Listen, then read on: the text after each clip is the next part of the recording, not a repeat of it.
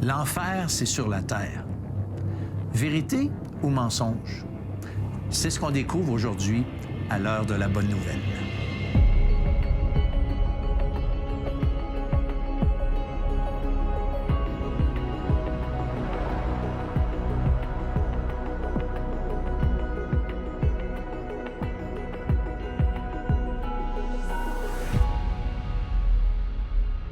Bonjour, bienvenue à l'heure de la bonne nouvelle. On est en plein dans notre série Détecteurs de mensonges et on utilise certaines croyances populaires et on les met à la lumière de la Bible, la parole de Dieu.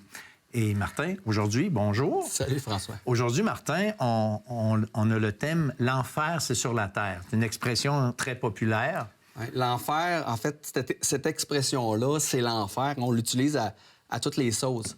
Je me souviens d'un spectacle, ça fait plusieurs années, j'avais été voir un spectacle. Je pense que c'était sur les plaines, puis le lendemain, dans le journal, c'était en grosses lettres, c'était l'enfer. Hein? Autrement dit, hey, c'était le fun, on a eu du bon temps, on a capoté, donc c'était l'enfer. Donc, autant pour décrire une émotion joyeuse, mais aussi négative. Hein? Tu reviens chez vous, ça va pas, puis comment a été ta journée? Ah, parle-moi-en pas, c'était l'enfer. T'sais. Donc, on utilise l'enfer à toutes les sauces. Puis cette expression-là, l'enfer sur terre, je pense que c'est un peu la même façon de l'utiliser. On regarde des fois le monde, les guerres, le mal, puis on demande aux gens s'ils croient à l'enfer, puis ils répondent, ben regarde, y a-tu vraiment un lieu pire que ce qu'on vit ici? L'enfer, c'est sur la terre, c'est ce qu'on a comme réponse. C'est une conclusion à cause de la souffrance. Ouais. Bien, on a été dans la rue, justement, Martin, et puis on a posé la question, est-ce que vous croyez à l'enfer? Dieu pardonne, puis Dieu va pardonner. Peu importe ce qu'ils auront fait, peu importe qu'il aura tué, qu'il aura volé, qu'il aura fait n'importe quoi, Dieu pardonne. Ça serait trop absurde de dire que je vais mourir puis il se passe rien. Mais je suis pas habilité à dire c'est quoi qu'il y a après. J'ai aucune espèce d'idée. Puis je peux même pas l'affirmer de façon 100%. Fait que j'évite de me poser ce genre de questions-là. Sinon, je vais faire peut-être de l'anxiété. C'est bon. L'enfer, c'est être éloigné de Dieu. Dieu, il n'existe pas, mettons, là, c'est, puis là, on meurt, puis à un moment donné, si tu n'as pas accepté le Seigneur, puis le sacrifice de Jésus-Christ, bien là, les séquences sont là. C'est comme la noirceur, mettons, là. Je pense qu'il y a l'univers, on a été créé, je sais pas trop comment, quelque part, là, parce que je suis pas scientifique, mais je pense qu'il n'y a pas de ciel, il n'y a pas d'enfer, il n'y a pas plus de purgatoire. Quand c'est terminé, c'est vraiment terminé.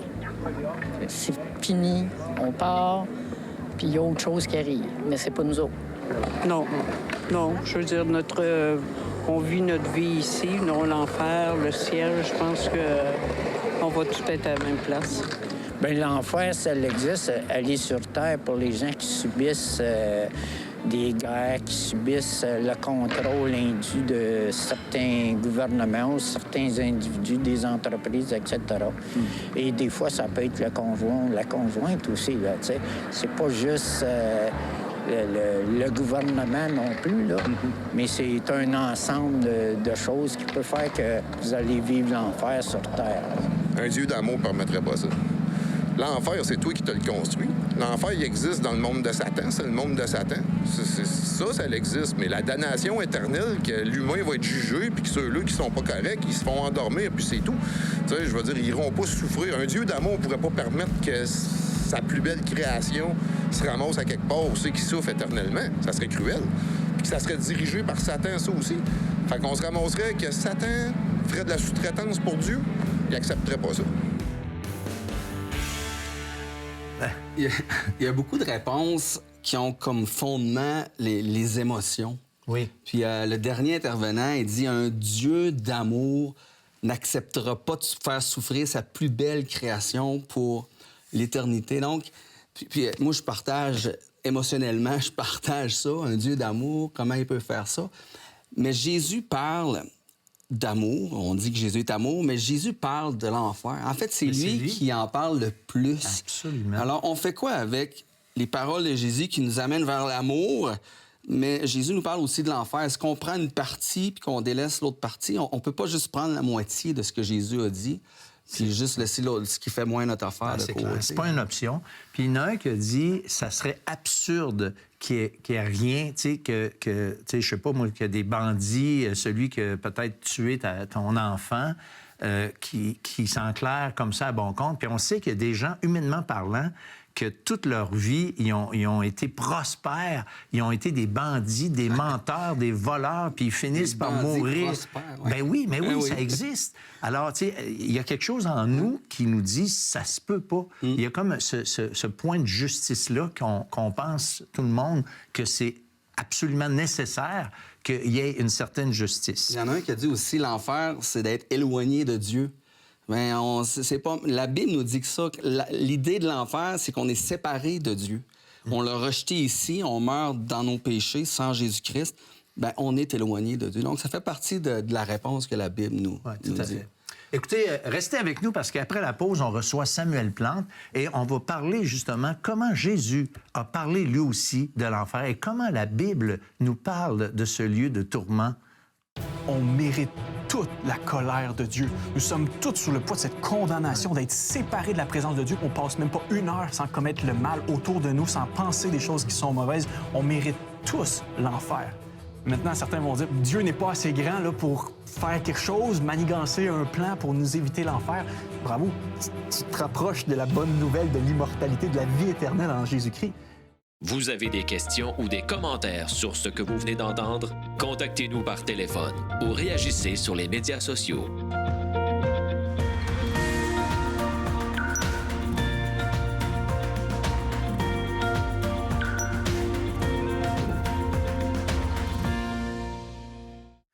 On a dit tantôt que Jésus était celui qui avait le plus parlé de l'enfer parmi les auteurs bibliques, les personnages qu'on trouve dans la Bible. Mais qu'est-ce que Jésus dit? Tu sais, j'aimerais ça que tu nous partages, Samuel. Qu'est-ce que Jésus nous enseigne à propos de l'enfer? Oui, c'est bon de revenir à Jésus parce que, ultimement, l'idée et le concept de l'enfer viennent de Jésus.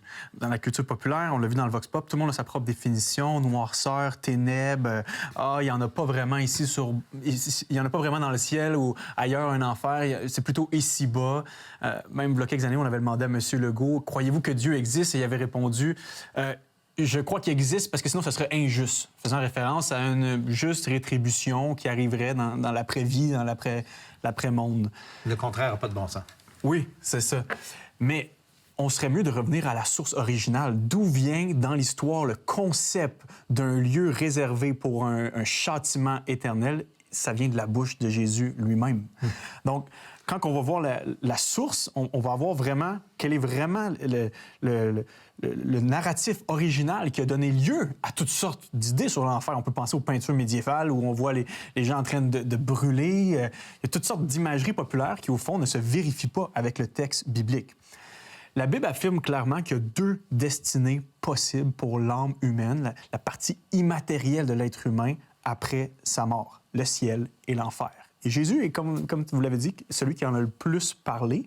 Mais ce qui est intéressant quand on ouvre les évangiles, c'est qu'on voit que Jésus ne fait pas une rhétorique de la terreur, c'est-à-dire qu'il utilise le concept de l'enfer pour faire peur aux gens, mais plutôt pour le décrire rapidement, même, je dirais, de manière assez succincte, mais pour faire éviter l'enfer aux gens à qui il parle.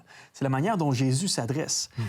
Le ciel, par contre, lui, quand on ouvre le Nouveau Testament, il est décrit à plusieurs endroits. Le ciel, c'est le lieu où on va être le plus humain que jamais, un lieu de paix, de joie, d'harmonie et d'amour, de félicité parfaite, parce que tout sera bon à cause que Jésus sera pleinement présent. Et par la foi en ce Jésus, on peut être unis à lui ici et maintenant, et un jour, jouir de cette union parfaite, purger du mal. Mais l'enfer, c'est comme le lieu où la vie se dissipe après la mort. Il n'y a rien d'excitant ou d'intéressant par rapport à l'enfer. Des fois, la culture populaire définit l'enfer comme une gang de démons dans un sauna à vapeur en train d'écouter du AC/DC « Highway to Hell ». Comme si c'était là le party. Là. Tu sais, là, t'as un DJ Satan avec ses démons, puis c'est là que tu veux... Non. Vraiment, quand tu lis les paroles de Jésus, tu vois que l'enfer est vraiment une place à éviter. Jésus en parle comme une place de feu éternel, un dépotoir à ordures, un endroit où les vers eux-mêmes ne meurent pas. Jésus parle d'un lieu de pleurs et de grincements de dents, un étang de feu et de soufre, un peu comme un volcan qui nous brûle plus on se rapproche. Une gang de saucisses hot dog trop grillées. Non, ça, c'est pas la Bible, là. Ça, c'est mon interprétation. Là, tu délis. Ouais, c'est ça. Et en fait, le danger, peut-être avec toutes les images du Nouveau Testament, c'est de les prendre littéralement. Et certains ont essayé, comme les peintures médiévales, de tout prendre ces images-là puis tout regrouper ça.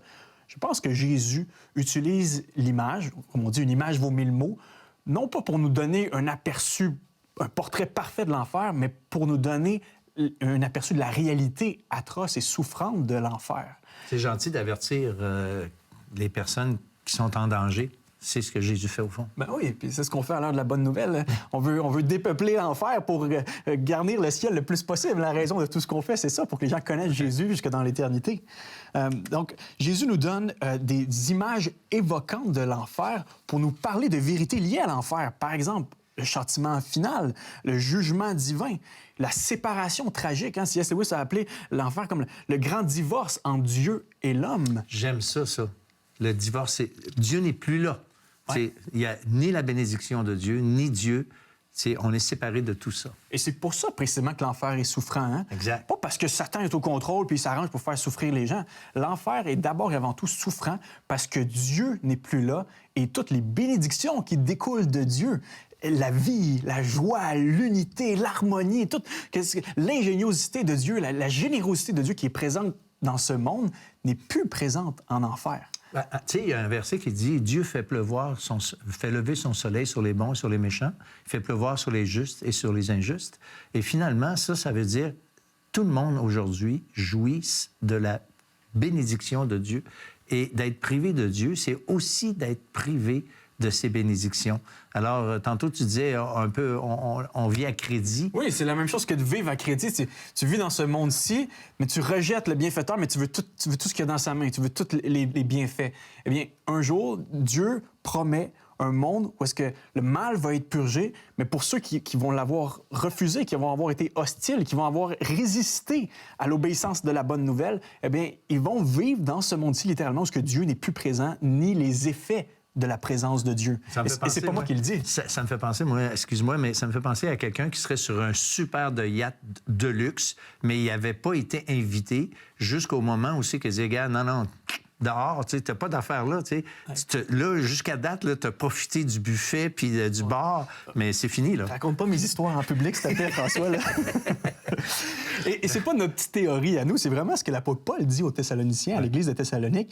Il parle en fait de ceux qui refusent volontairement de connaître Dieu, et voici ce qu'il dit. Ils subiront comme châtiment une ruine éternelle, loin de la présence du Seigneur et loin de sa puissance glorieuse, lorsqu'il viendra en ce jour-là pour être honoré et admiré par tous ceux qui lui appartiennent et croient en lui. Vous serez vous-même de leur nombre, car vous avez cru au message que nous vous avons annoncé. L'enfer n'a que deux principes. Dieu n'y est pas, tu es séparé de Dieu et tu en es conscient. D'où une souffrance non seulement physique, mais une souffrance mentale, spirituelle, émotionnelle, agonisante, de savoir que tu as eu ces opportunités multiples de plier le genou devant ton Créateur, devant le Rédempteur qui est Jésus-Christ, mais que tu as refusé. J'irais même à dire que, en fait, l'enfer, là, c'est le ciel à l'envers. Le ciel, c'est quoi? C'est pas boire un martini sur des rues pavées d'or puis avoir juste un bon temps. Oui, la joie va être parfaite et au summum au ciel, mais c'est parce qu'on va être unis à Jésus. On va être dans la joie de connaître et de féliciter, de louanger l'œuvre de Jésus à la croix. Mais l'enfer, c'est exactement le contraire. C'est de dire à Dieu, je n'ai pas besoin de toi. Je veux vivre selon ma loi, selon mes critères, selon mes pensées à moi. L'enfer est d'abord une ruine et un horreur parce que Dieu n'y est pas. C.S. Lewis, le grand théologien et aussi auteur, a dit l'enfer, les portes de l'enfer sont barrées de l'intérieur. C'est ceux qui sont en enfer qui eux-mêmes s'enferment comme pour dire à Dieu, ici tu n'es plus le bienvenu. Dans toute mon expérience dans ce monde-ci, j'étais coincé dans un monde qui me rappelait constamment comment tu étais bon et tu étais présent, mais maintenant, je ne veux plus rien savoir de toi.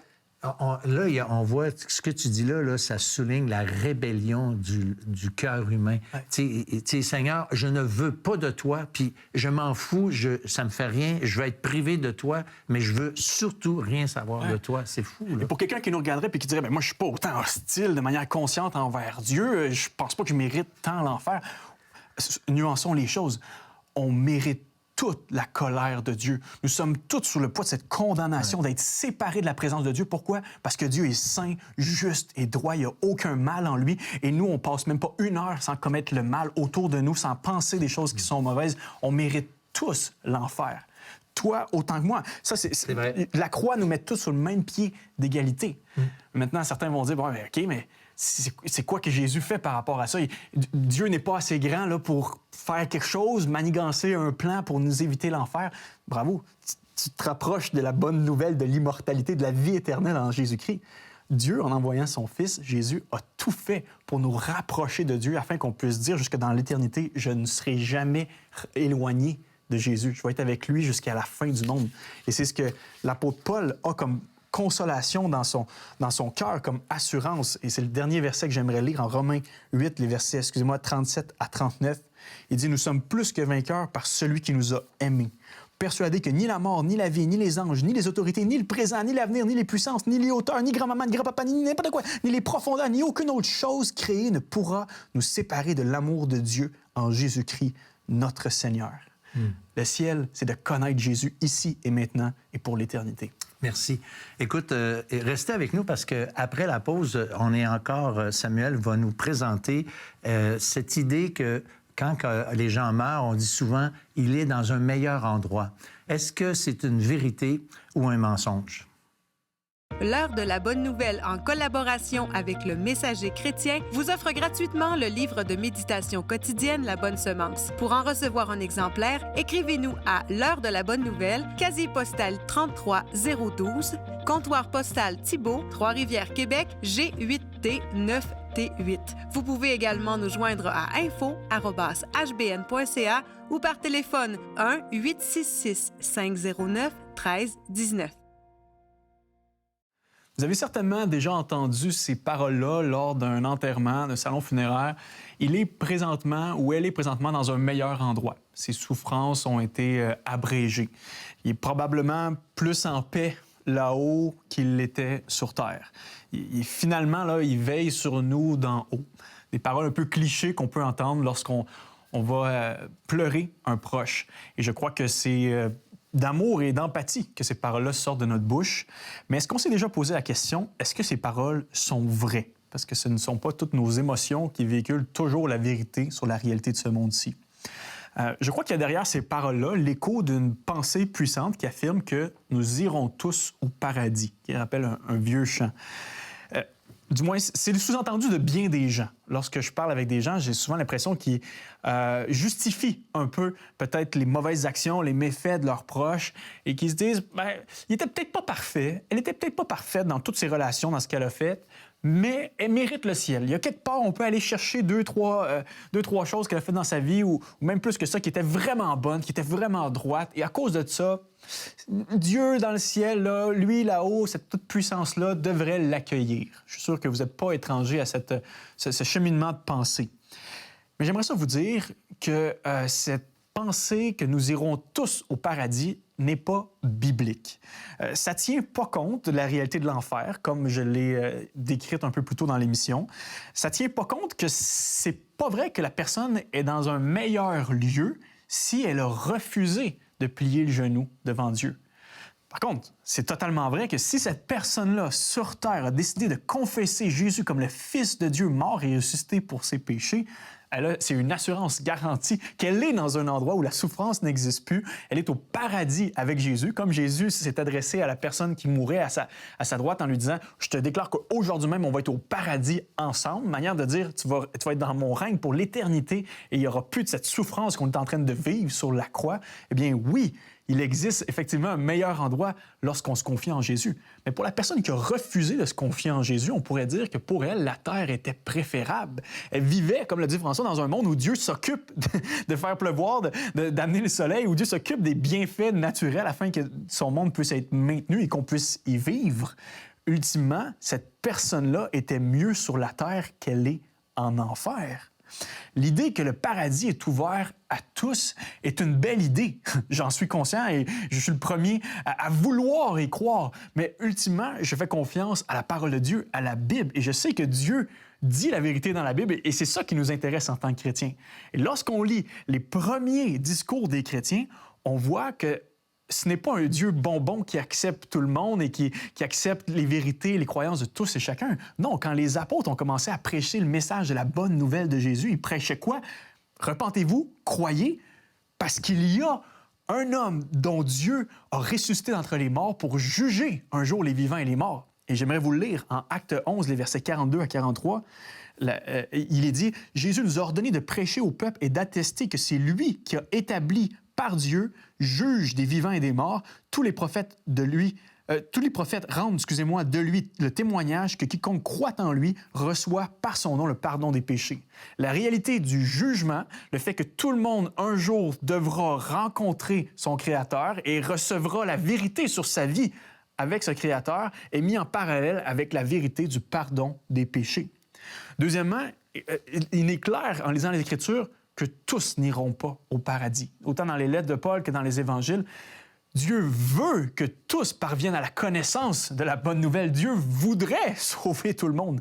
Mais la réalité, et cette réalité se confirme depuis la naissance de l'Église, depuis le début des temps, c'est qu'il y a des gens qui refusent de connaître et de vouloir connaître Dieu, de vouloir se plier à la bonne nouvelle de Jésus.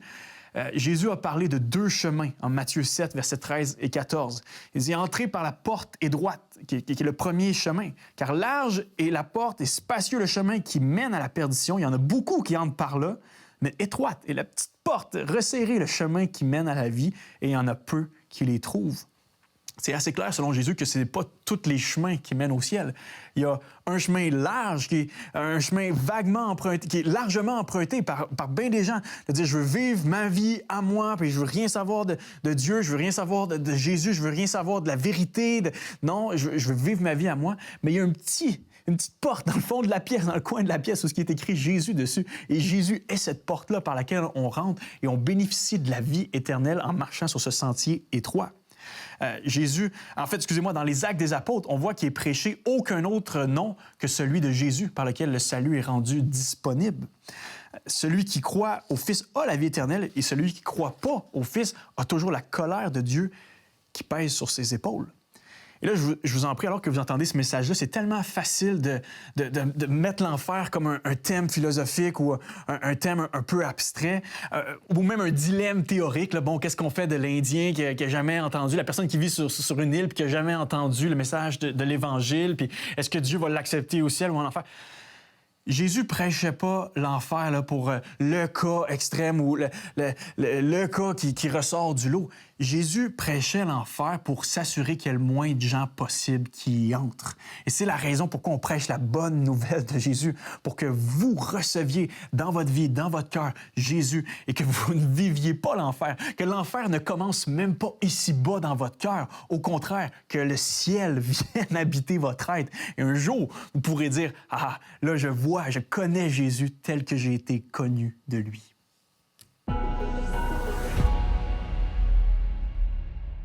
Samuel vient de mentionner le texte de Matthieu 7 qui parle d'un chemin large qui mène à la perdition. Et vous savez, sur ce chemin large qui mène à la perdition, il y a des gens qui sont profondément rebelles, mais d'autres qui sont peut-être même religieux.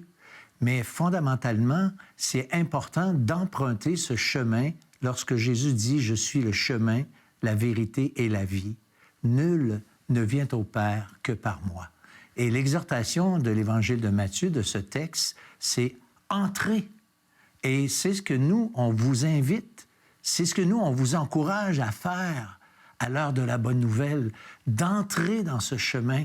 On n'est pas entré lorsqu'on vient au monde, on y entre parce qu'on prend la décision de croire qu'est-ce que Christ a fait à la croix et de suivre Jésus le Christ, le Sauveur de l'humanité. C'est lui qu'on peut recevoir et c'est lui en qui il faut croire. Alors, il y a une décision qui est nécessaire et absolue et nous, on vous invite à peut-être le faire dans une courte prière et lui demander de vous sauver. Dites à Dieu, je veux entrer par ce chemin-là, par cette porte-là. Vous avez des questions ou des commentaires sur ce que vous venez d'entendre? Contactez-nous par téléphone ou réagissez sur les médias sociaux.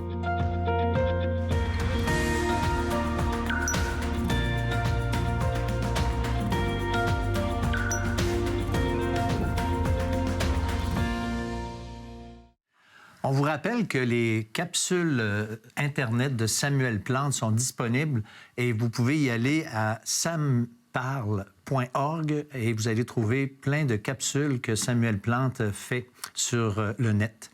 Et puis, on voudrait aussi que vous soyez conscients, nous, en tout cas, on est conscients que le sujet qu'on a traité aujourd'hui dans cette émission est extrêmement sensible. Et puis, nous, on a ce désir d'être vrai et on croit à la parole de Dieu, puis on veut simplement transmettre ce message-là. C'est un message dur, c'est vrai, un message peut-être vraiment pas populaire, mais on tient à la vérité et c'est ça, la parole de Dieu, c'est ce qu'elle dit. En fait, la parole de Dieu nous parle d'une bonne nouvelle, mais il y a une mauvaise nouvelle avant. Puis j'aimerais ça laisser quelques versets à nos téléspectateurs qu'on retrouve dans Romains 3, versets 23 et 24, qui dit ceci: « Car tous ont péché et sont privés de la gloire de Dieu, et ils sont gratuitement justifiés par sa grâce, par le moyen de la rédemption qui est en Jésus-Christ. » Tu sais, pour une partie de l'humanité, ben, ils vont mourir dans leur péché, ils vont rejeter Dieu, ils vont rejeter Jésus-Christ. Et pour eux, la terre va avoir été le plus bel endroit qu'ils n'auront jamais connu. Parce que pour eux, c'est le pire qui s'en vient.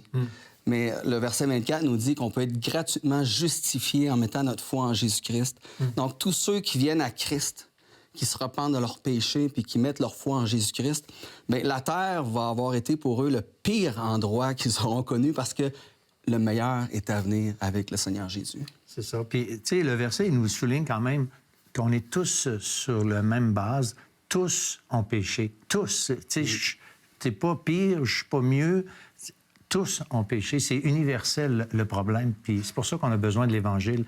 Mais c'est vrai que la popularité du dicton qu'on va tous aller au paradis, c'est très populaire. Et moi, je me rappelle, quand j'étais petit garçon, on entendait souvent la chanson de Michel Polnareff qui disait « On ira tous au paradis, c'est écrit. Qu'on soit béni, qu'on soit maudit, on ira. Les bonnes sœurs, les voleurs, on ira tous au paradis. » Et je ne sais pas si cette chanson-là a été écrite sur une vague de popularité de la pensée ou si c'est la chanson qui a vraiment soutenu la pensée.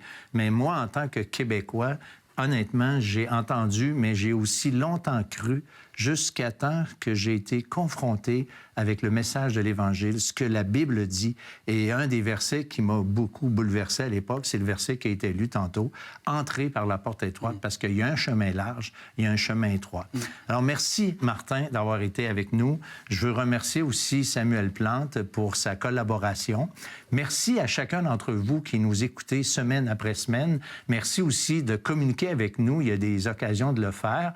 Et nous, on vous convie pour la semaine prochaine pour une autre émission de l'heure de la bonne nouvelle. Le temps passe, il y a encore des vols. Il dit là, il faut qu'on trouve c'est qui. Alors, ils mettent des guetteurs. Puis là, un bon soir, ça cogne à la porte du chef. On a trouvé le voleur. Tu sais, j'ai dit devant tout le monde qu'il allait avoir une sentence sévère. Puis toi, tu continuais à voler. Pourquoi tu as fait ça? Et là, il la prend dans ses bras, il la serre. Puis pendant qu'il la serre, il dit « Continuez l'exécution ».